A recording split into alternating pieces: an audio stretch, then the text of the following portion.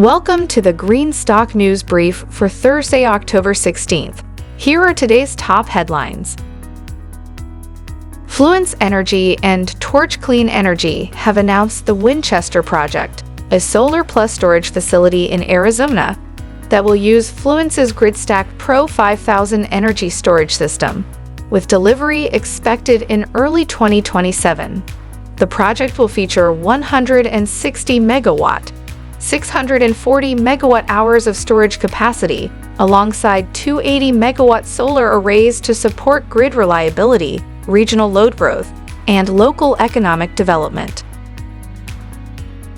Nextracker and T1 Energy have entered a strategic agreement to use Nextracker's patented steel module frame technology at T1's new Dallas solar manufacturing facility.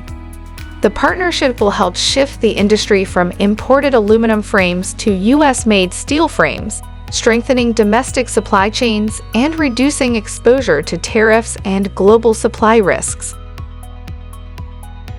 Protolabs has enhanced its automated CNC machining service to deliver high-quality metal and plastic parts with tighter tolerances, diverse finishes, and faster shipping. The service supports rapid prototyping and product development across industries like aerospace and defense, offering mass customization, full quality documentation, and real-time quoting.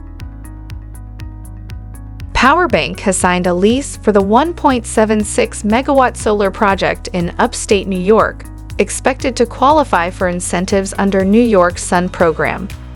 Following interconnection approval and permitting, the project will operate as a community solar initiative, providing local residents with access to clean energy and lower electricity costs.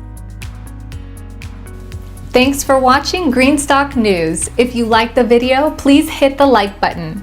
If you want to see daily Gridstack News videos, hit the subscribe button. And if you have something to say, please leave a comment.